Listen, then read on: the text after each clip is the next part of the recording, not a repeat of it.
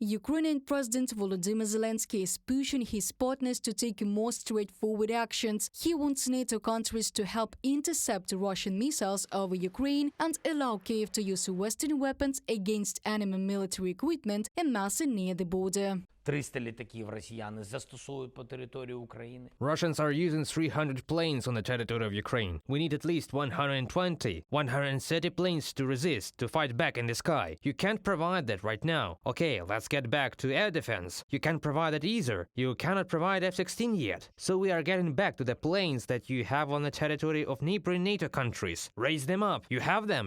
Use them. Shoot down targets. Protect civilians. The head of the Ukrainian state expressed confidence that the alliance countries can do this, and this will not be considered involvement in the war. Вони збивають потенційну ракету, як They would shoot down a missile that could potentially blow up a gas storage facility from where gas is transported to NATO countries. Is this protecting it? Yes. Or they would shoot down a missile that could potentially hit civilians of a NATO country. Is this defending them? Yes. Minister of Foreign Affairs of Ukraine Dmytro Kuleba also called on partners to shoot down Russian missiles over Ukraine from their territory or to provide the necessary air defense systems and aircraft with the appropriate technical capabilities for this. Немає жодного юридичного There is no legal, security or moral argument standing in the way of our partners shooting down Russian missiles over Ukrainian territory from their territory. Those who say that such actions would be an escalation are manipulating. We have many times heard the argument about the need to avoid escalation, but over the past 2 years the only party engaged in escalation is the Russian Federation. Since the beginning of the full-scale war, Western partners have provided weapons to Ukraine to combat Russian aggression on Ukrainian territory. Experts explain this position by fear of aggravation from the Russian side.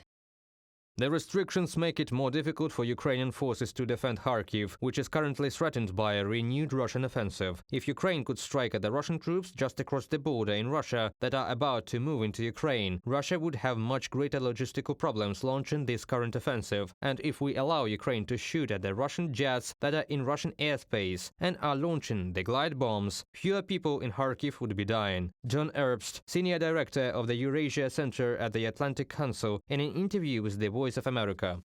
The Intelligence Committee of the U.S. House of Representatives released an appeal from a group of congressmen from both parties to Defense Secretary Lloyd Austin, calling on him to speed up arms supply to Ukraine. Lawmakers also said they would support allowing Ukraine to attack targets inside Russia and proposed expanding training for Ukrainians on American F-16 fighter jets.